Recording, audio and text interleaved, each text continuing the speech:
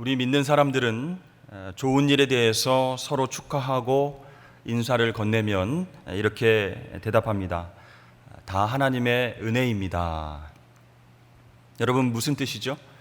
내가 한 것은 별로 없습니다. 하나님께서 도와주셨습니다. 그런 뜻입니다. 그런 의미에서 저도 이렇게 고백할 수 있습니다. 제가 목회자가 된 것 하나님의 은혜입니다. 산성교회에 부임한 것도 다 하나님의 은혜입니다. 코로나 시대에 목회를 감당하는 것도 하나님의 은혜입니다. 이렇게 고백할 수가 있을 것 같습니다. 여러분, 찬양 중에 이런 가사가 있습니다. 은혜로다 주와 함께 거함이 은혜로다. 그렇습니다. 죄 때문에 하나님과의 깨어진 관계가 회복되고 다시 주님과 함께 거할 수 있는 것, 그것이 바로 은혜입니다. 고난과 아픔 속에서도 주님과 함께 거하기 때문에 좌절하지 않고 이겨낼 수 있습니다. 또한 주님과 함께 거하기 때문에 내 능력으로 할 수 없는 일들을 주님께서 해결해 주십니다. 이 모두가 하나님의 은혜인 줄로 믿습니다. 이렇게 여러분, 은혜라고 하는 단어는 내가 빠지고 하나님이 드러납니다. 그래서 은혜는 하나님과의 관계 속에서 나올 수 있는 말인 것입니다. 저희 어머니는 제가 전화를 드리면 꼭 이렇게 받으십니다. 할렐루야, 우리 광 목사님. 아들이 목사이니까 틀린 말은 아니죠. 그런데 이 아들을 아들로 부르지 않고 왜 꼭 광 목사라고 부르시는가? 처음에는 어색하고 너무 사무적이 아닌가 이런 생각이 들 때가 있습니다.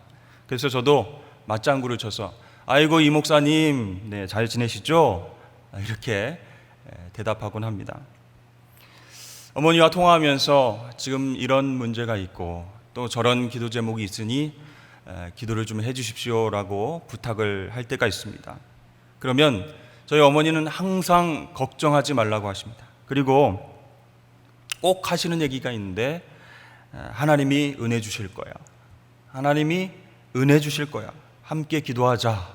이렇게 말씀하십니다. 그러니까 매번 대화가 똑같은 패턴입니다.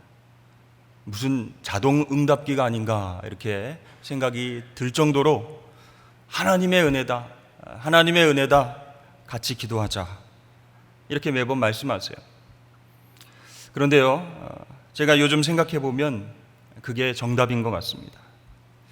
그렇습니다. 우리의 삶 속에 어려움과 고통이 있어도 하나님께서 우리와 함께 하시면 그것이 은혜인 줄로 믿습니다. 여러분, 기도할 수 있으니 얼마나 감사한 일입니까? 우리 그리스도인들은요, 그래서 하나님의 은혜가 아니면 제대로 설 수 없는 그런 존재입니다. 세상에 평안과 위로가 있어도 하나님께서 은혜 주시지 않으면 우리는 버텨낼 수 없다는 것이죠. 사랑하는 성도 여러분, 여러분의 삶 가운데에 비록 고난과 아픔이 있을지라도 하나님의 은혜로 이겨내실 수 있길 주의 이름을 축복합니다. 오늘 여호수아 말씀을 읽었는데요, 여호수아 전체를 우리가 쭉 살펴보면 이스라엘 백성들과 늘 함께 계시고 그들을 위해서 싸워주시는, 그래서 승리를 주시는 은혜의 하나님을 우리가 만날 수 있게 됩니다. 자, 모세의 뒤를 이어서 이스라엘 백성들을 이끌었던 여호수아, 얼마나 큰 부담감이 있었을까요? 모세보다 더 잘해야 될 텐데 라는 인간적인 마음도 있지 않았겠습니까? 그래서 날마다 하나님께 은혜를 구하고 기도했습니다. 하나님 함께 하셔서 요단강을 건너고 약속의 땅으로 들어갔습니다. 그곳에서 정복전쟁을 잘 마치고 땅을 분배하는 그런 사명도 감당하게 되었습니다. 이제 여호수아는 나이가 들었습니다. 110세로 생을 마감하기 직전에 그는 이스라엘 백성들에게 꼭 해주고 싶은 말들이 생각이 났습니다. 그것이 바로 하나님의 은혜에 관한 이야기입니다. 처음에 모세의 뒤를 이어서 하나님께 부르심을 받은 이 여호수아는 떨리는 마음으로 하나님께 이런 말씀을 받았습니다. 여호수아 1장 7절 말씀에 오직 강하고 극히 담대하여 나의 종 모세가 내게 명령한 그 율법을 다 지켜 행하고 우로나 좌로나 치우치지 말라. 그리하면 어디로 가든지 형통하리니. 아멘. 자, 여호수아가 노년이 되어서 회상을 해보니까 하나님이 처음 나에게 주신 말씀, 어디로 가든지 형통하리니, 그 말씀은 내가 부자가 될 것이다, 내가 생각한 대로 다 될 것이다, 이런 뜻이 아니었다는 거예요. 그것은 바로 네가 어디를 가든지 하나님의 은혜로 살게 될 것이다 라는 뜻임을 깨닫게 되었습니다. 하나님 말씀대로 순종하여서 살면 그것이 광야이든 전쟁터이든 도시든 시골이든 하나님께서 승리하게 하신다, 이것이 바로 은혜이다 라는 것을 여호수아는 깨달았습니다. 그래서 여호수아의 마지막 당부도 이렇게 이야기하고 있는 것이죠. 6절 말씀입니다. 그러므로 너희는 크게 힘써 모세의 율법책에 기록된 것을 다 지켜 행하라. 그것을 떠나 우로나 좌로나 치우치지 말라. 여호수아가 하나님께 처음 받았던 말씀과 똑같은 말씀이죠. 떨리고 긴장되고 자신이 없었던 그 여호수아에게 주셨던 첫 번째 하나님의 말씀이 인생을 돌이켜서 보니까 과연 진리였음을 깨닫게 되었고, 그것을 지금 이스라엘 백성들에게 간증하고 있는 것입니다. 전달하고 있는 것입니다. 자, 여호수아는요, 기력이 있는 동안 수많은 전쟁터를 누비면서 전쟁을 치렀습니다. 그리고 그 많은 전쟁 가운데에 어떻게 이스라엘 백성들이 승리하게 되었지? 어떻게 살아남았지? 회상하게 되었습니다. 근데 결론은 하나인 것입니다. 하나님의 개입하심과 이 도우심이 없었다면 오합지졸과 같은 이 이스라엘 백성들이 이렇게 강한 적들을 도저히 이길 수가 없다. 즉 은혜가 아니었으면 여기까지 못 왔다라는 결론을 내리게 되었습니다. 여러분 잘 아시겠지만 이스라엘 백성들이 가나안 땅으로 들어가는 관문, 이 요단강을 어떻게 건넜습니까? 홍해를 건넌 것처럼 하나님께서 기적을 베풀어 주셔서 요단강을 건넜습니다. 그리고 길갈에서 단체로 할례를 받게 되었습니다. 그런데 그 앞에 여리고성이 버티고 있습니다. 이 여리고성을 함락시키고 전투에서 이겨야만 가나안 땅으로 들어갈 수 있습니다. 자, 어떻게 해야 될까요? 지도자 여호수아는 걱정이 태산입니다. 과연 이 난공불락의 여리고성을 어떻게 뚫고 지나가야 할 것인가? 잠이 오질 않는 거예요. 수많은 이스라엘 백성들을 데리고 가나안 땅으로 들어가야 하는데, 이 여리고성의 전투에서 승리해야 되는데 어떤 전략을, 어떤 전투를 계획하고 실행시켜야 할까? 잠이 안 오는 거예요. 그래서 고민하면서 깊은 한숨을 내쉬면서 성주위를 배회할 때에 칼을 빼든 여호와의 군대 장관을 만나게 됩니다. 그때 여호수아는 이 사람이 하나님께서 보내신 사람인 줄로 알고 곧바로 엎드려서 절을 하게 되죠. 그때에 여호와의 군대 장관이 여호수아에게 이렇게 말합니다. 내 발에서 신을 벗으라. 내가 선 곳은 거룩한 곳이니라. 여러분, 신을 벗으란 말은 무슨 뜻입니까? 하나님의 종이 되라고 하는 것입니다. 종들은 신을 신지 않았기 때문이죠. 그러니까 이 말씀은 한마디로 내 계획과 내 교만을 내려놓으라, 그런 뜻입니다. 여리고성 그 승패의 키는 내가 아니라 하나님께서 쥐고 계신다. 하나님께서 너 대신 싸우실 것이다 라고 말씀해 주시는 거예요. 그렇습니다. 하나님께서 은혜 주셔야 이 어마어마한 여리고성이 무너지게 됩니다. 그런데 여호수아는 인간의 마음이 든 거죠. 대장의 무거운 책임감으로 어떻게 전략을 짜고 어떻게 공격을 해야 할까 고민하고 잠을 자지 못했습니다. 걱정했던 것입니다. 그런데 여호와의 군대 장관을 만나고 다 내려놓게 되었습니다. 하나님 말씀에 순종하기로 결단합니다. 아니, 하나님, 이런 방법으로 이 여리고성이 무너지겠어요? 저는 못하겠습니다. 이게 아니라 순종했습니다. 나팔 불면서 성을 돌았습니다. 자, 여러분, 여호수아는 노년에 왜 이런 증언을 이스라엘 지도자들 다 모아놓고 다시 말하고 있는 것일까요? 거기에는 이유가 있었습니다. 1절 말씀 한번 보시죠. 여호와께서 주위의 모든 원수들로부터 이스라엘을 쉬게 하신 지 오랜 후에, 그렇게 나옵니다. 자, 여호수아가 노년에 마지막 때에 이런 간증을 하는 이유는 첫 번째, 이스라엘의 나태함 때문이었습니다. 어느 정도 이 정복 과정이 정리된 후에 이스라엘 백성들은 한동안 평안을 누리게 되었죠. 그런데 여호수아는 그 편안함이 영적인 나태함을 가져올 수 있다라고 생각을 했던 것입니다. 걱정되었던 것입니다. 그래서 그는 하나님의 은혜를 강조하면서 간증하고 있습니다. 그럼과 동시에 이 이스라엘 백성들이 영적으로 무너져서 가나안 땅의 우상들을 섬기는 죄를 범하지 않도록 그렇게 다시 한번 강조해서 하나님의 은혜에 대해서 이야기를 하고 있습니다. 여러분, 여기에서 우리는요, 왜 하나님의 은혜를 우리가 기억하는 것이 중요한가라는 것을 깨닫게 됩니다. 평안할 때는요, 우리 인간은 자신을 변화시키려고 하지 않기 때문입니다. 그리고 지금 누리는 이 편안함, 그것이 어디서부터 온 것인지를 생각하려 하지 않습니다. 굳이 생각한다면 내가 잘해서, 그래서 내가 편안하지, 내가 가장으로서, 또 내가 책임을 맡은 자로서 열심히 잘했기 때문에 지금 이런 편안을 누리고 있지라고 생각하는 것이 바로 우리 인간의 습성이라는 거예요. 그래서 여호수아는 지금 이스라엘 백성들이 편안할 때에 하나님의 은혜에 대해서 강조하고 있습니다. 3절 말씀에서 하나님의 그 은혜를 이렇게 표현하고 있습니다.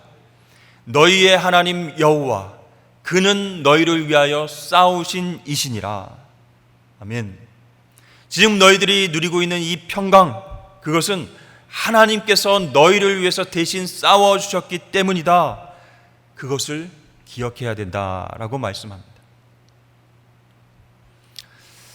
코로나 재유행으로 인해서 우리는 대면 예배를 또 드리지 못하고, 현장 예배를 드리지 못하고 또다시 영상 예배로 드리게 되었습니다. 가정에서, 일터에서 실시간으로 또 녹화된 영상을 통해서 예배를 드릴 수가 있습니다. 그러나 그것이 오래될수록 우리는 편안함을 느끼게 되는 것이죠. 교회에 가서 복잡한 데에 주차전장하지 않고 그냥 집에서 드리는 게 얼마나 편안한지 모르겠다. 교회 가서 싫은 사람들 보지 않고 예배 드리니 얼마나 편한지 모르겠다. 내가 시간 날 때에 선택해서 예배 드려도 되니까 너무 좋다. 근데 여러분, 이러한 편안한 마음이 지속되면 영적인 나태함으로 빠질 수 있게 되는 것이죠. 지금 우리가 어려운 상황이어서 방역에 협조하고 영상 예배를 드리고 있지만, 지금 이 현실 속에서 우리가 건강한 것도, 평안한 가운데 있는 것도, 예배를 드릴 수 있는 것도 다 하나님의 은혜임을 기억하고 하나님의 때를 기다려야 할 줄로 믿습니다.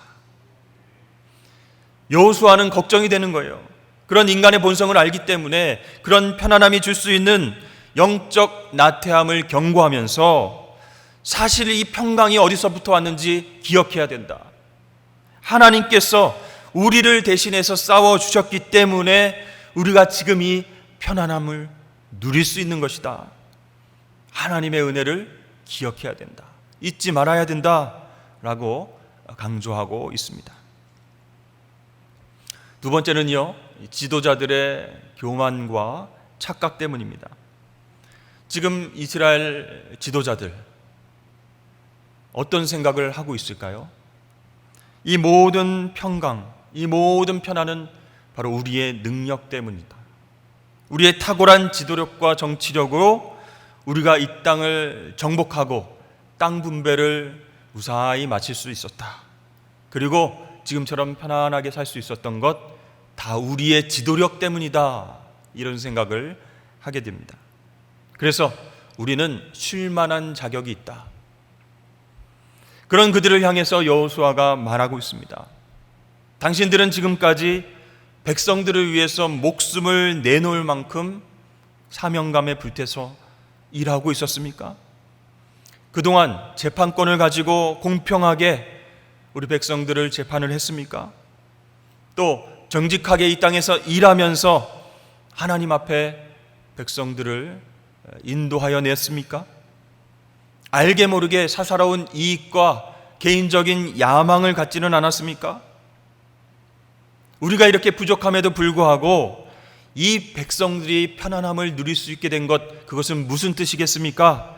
바로 하나님께서 이 이스라엘 백성들을 위해서 지금까지 싸워주셨고 다스려 주셨기 때문입니다. 여러분들, 지도자들이 잘나서 능력이 있어서가 아니라 하나님께서 돌보시고 대신 싸워주셨기 때문입니다. 이것이 바로 은혜입니다 라고 그들을 향해서 이야기하고 있는 것입니다. 여러분, 우리의 삶도 마찬가지입니다. 오늘 우리가 이만큼 살 수 있는 것 하나님의 은혜인 줄로 믿습니다. 힘들고 고통스러운 과정도 있었지만, 아니 지금도 힘들지만 포기하지 않고 감사한 마음으로 살아갈 수 있는 것, 숨 쉴 수 있는 것, 호흡할 수 있는 것, 기도할 수 있는 것, 그것 또한 하나님의 은혜라는 거예요. 우리가 연약해서 끊임없이 죄를 짓고 반복해서 넘어집니다. 또 가족들에게, 이웃들에게 상처를 주기도 합니다.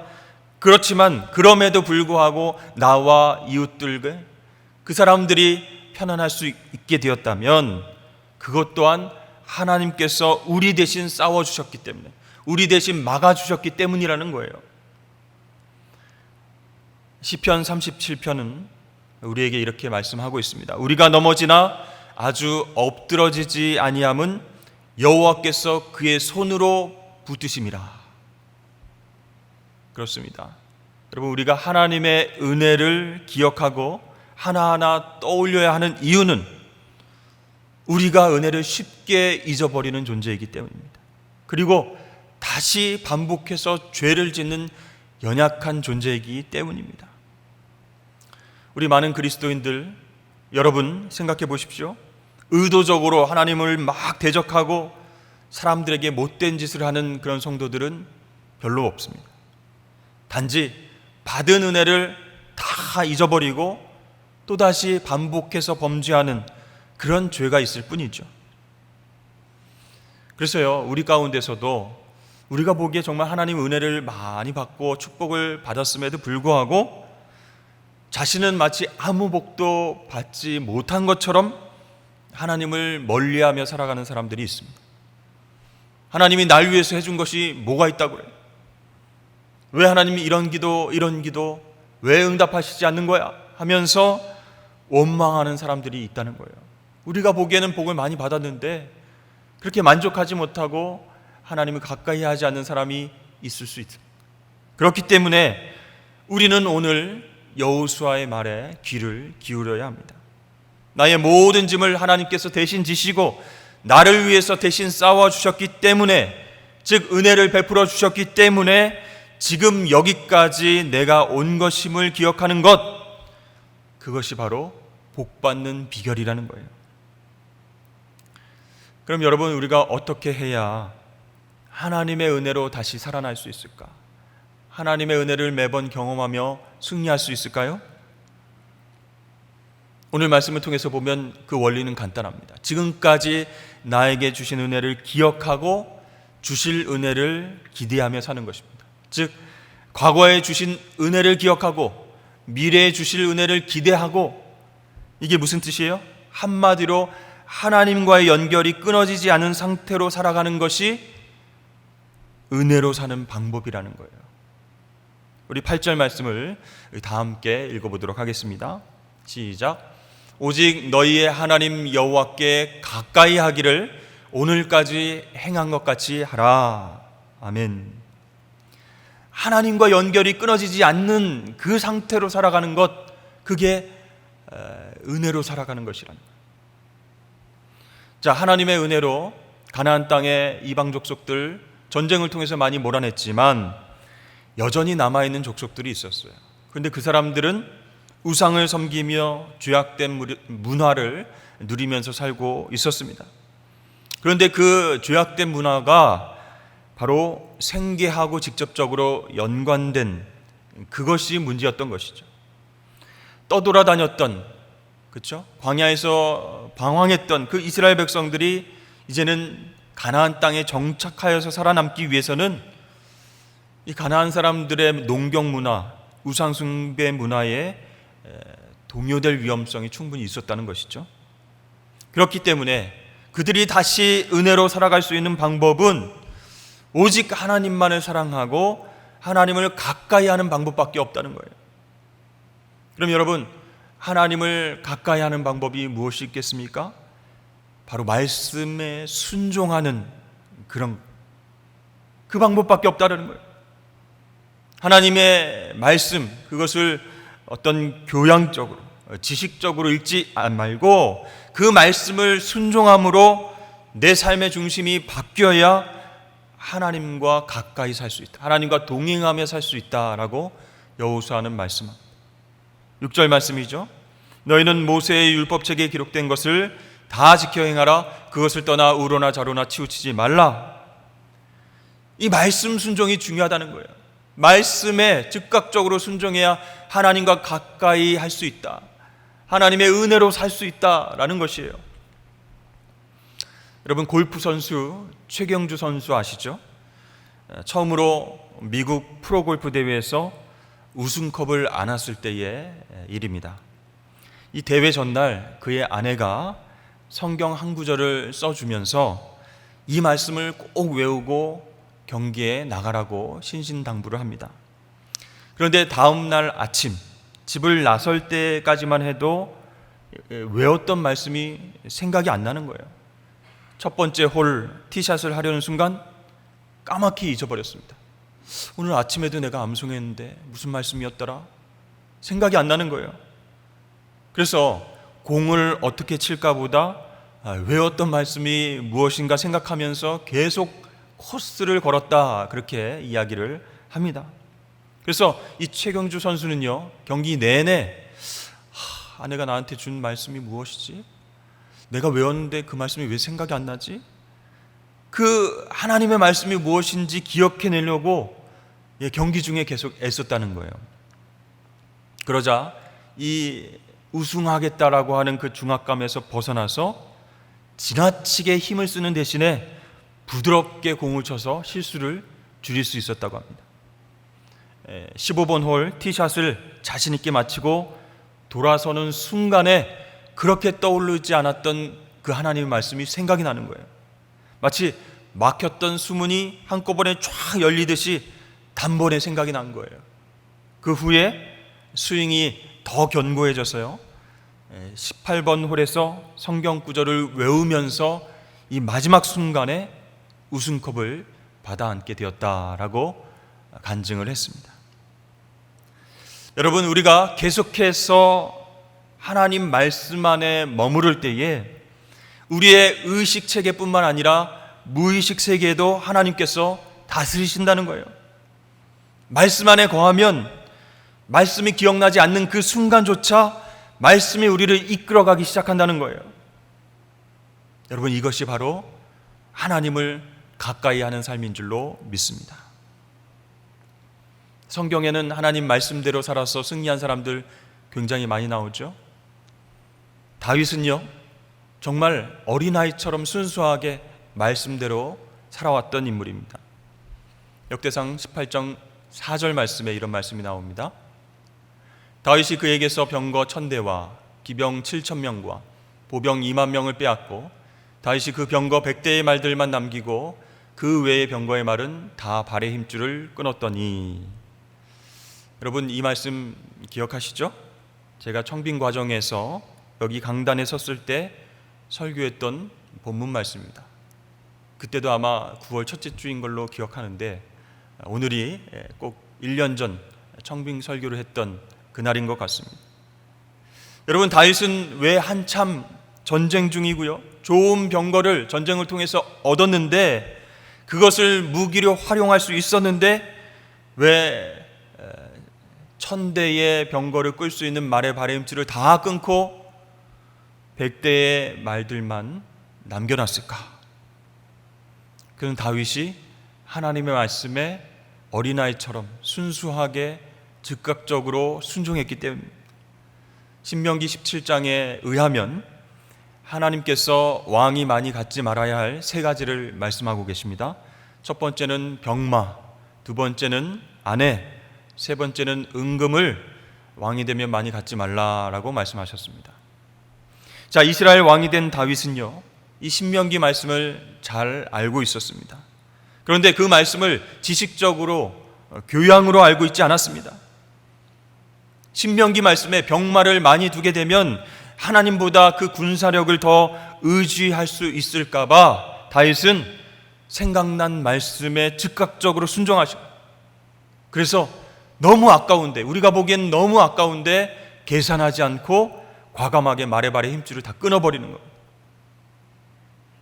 그래서 여러분, 역대상 18장 6절 하반절에 어떻게 나옵니까? 다윗이 어디로 가든지 여호와께서 이기게 하시니라, 이렇게 말씀합니다. 다윗이 이기게 되었다라가 아니라 여호와께서 이기게 하셨다, 다윗을 통해서 하나님이 이기는 삶을 살게 하셨다라고 말씀합니다. 여러분, 이게 어떻게 가능한가요? 하나님 가까이 하기를 힘썼기 때문에, 말씀대로 순종했기 때문에 하나님이 대신 싸워주신 줄로 믿습니다. 이것이 은혜라는 거예요. 여러분, 다윗도 여호수아와 똑같이 말씀에 순종하는 삶을 살았기에 하나님께서 은혜를 주셔서 승리했음을 우리에게 보여주고 있습니다. 여호수아도 여리고성 앞에서 정말 고민하고 걱정했지만 이제 모든 것을 내려놓고 신을 벗고 하나님 말씀에 즉각적으로 순종했습니다. 나팔 불고 성을 돌았습니다. 그것이 과연 가능할까 의심할 수 있었지만 순종했습니다. 그때 하나님이 대신 싸워주셨고 여리고성을 무너뜨릴 수 있었습니다. 사랑하는 여러분, 우리도 다윗처럼 여호수아처럼 하나님의 은혜로만 살아갈 수 있기를 주의 이름으로 축복합니다. 여러분, 돌아보면요, 하나님께서 지금까지 우리를 대신해서 싸워주셨어요. 여러분, 믿으십니까? 내가 잘해서 여기까지 온 것이 절대 아니라는 거예요. 하나님의 그 크신 팔이 나를 안으시고 보호하시면서 싸워주셨습니다. 그래서 갖가지 죄악과 시련과 고난 가운데서도 이만큼 우리가 승리하고 편안하게 살 수 있게 된 것이죠. 또 깊은 좌절감과 실패와 질병 가운데서도 우리가 하나님 말씀 속에서 관계를 유지하고 있다면 그것은 이미 승리한 줄로 믿으시길 바랍니다.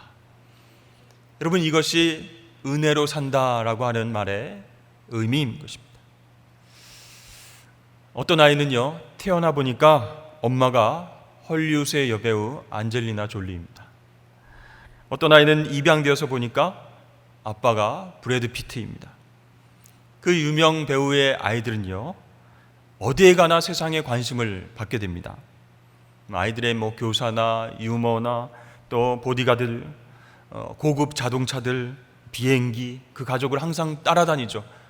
그래서 우리가 사진을 통해서 그런 소식들을 접하면 와, 돈 많고 힘 있는 배우들의 자녀들은 참 좋겠다, 와, 이런 생각을 하게 될 수도 있습니다. 파파라치에 의해서 일거수일투족이 다 사진에 찍히게 되는데 그 중에서 제일 많은 사진이 이 엄마 아빠의 팔에 안겨서 그 품에 있는 아이들의 그런 모습의 사진입니다. 아, 정말 부러울 것이 없겠다. 태어나 보니까 엄마 아빠가 할리우드 배우예요. 입양되어 보니까 어마어마한 부자인 거예요, 부모가. 그러나 여러분, 우리는요, 그런 헐리우드 배우들보다 더 크고 전능하신 하나님의 팔에 안겨있는 하나님의 자녀라는 것입니다. 세상의 어떤 부와 권세로도 비교할 수 없는 하나님께서 우리 아버지이십니다. 그 팔에 안겨있을 때에 우리는 나 대신 싸우시는 은혜의 하나님을 경험할 수 있게 되는 줄로 믿습니다. 사랑하는 여러분, 오늘 여호수아의 말씀에 우리 다 함께 귀를 기울이실 수 있기를 바랍니다. 지금 답답하고 한치 앞을 알 수 없는 상황이기 때문에 더 하나님을 가까이 해야 됩니다. 하나님의 은혜가 가장 필요한 때입니다. 그런데 여러분, 아까도 말씀드렸지만 중요한 것, 은혜라고 하는 단어는 내가 빠지고 하나님이 등장하는 단어라는 거예요. 그러므로 내 인생을, 지금 힘들고 답답한 내 인생을 내가 아닌 하나님께 맡기시길 바랍니다. 그분의 말씀에만 순종하시길 바랍니다. 그러면 하나님께서 우리에게 어떠한 상황 속에서도 흔들리지 않는 평강을 주시고 하나님께서 이기게 하시는 삶을 우리에게 허락하실 줄로 믿습니다. 그런 은혜, 그런 하나님의 놀라운 은혜를 경험하고 사시는 저와 여러분 되시길 주의 이름으로 축복합니다. 우리 찬양하면서 하나님께 영광 올려드리길 원합니다. 오직 예수뿐이네 라는 찬양을 통해서 하나님의 은혜를 간구하며 살아가실 수 있는 여러분 되시길 바랍니다. 찬양하겠습니다.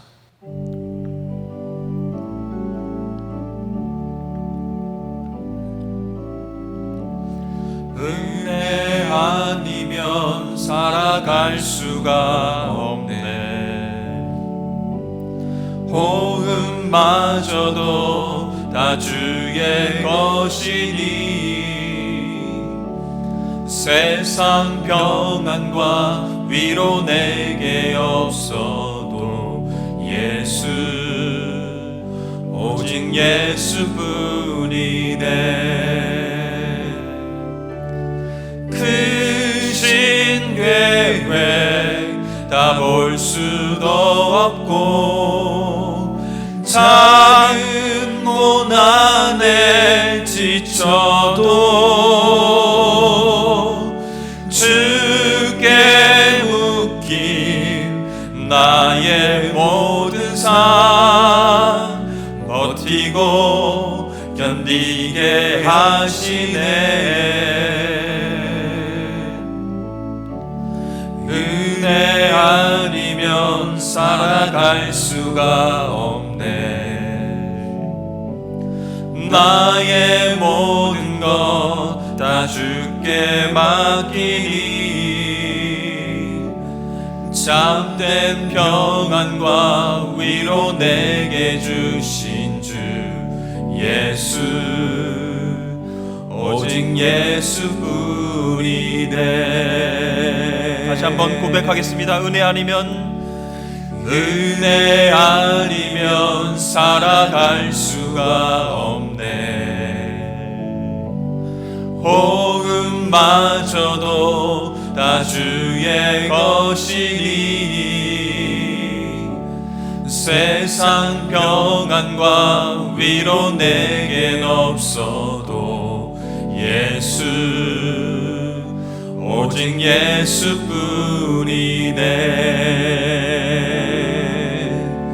크신 계획 다 볼 수도 없고 작은 고난에 지쳐도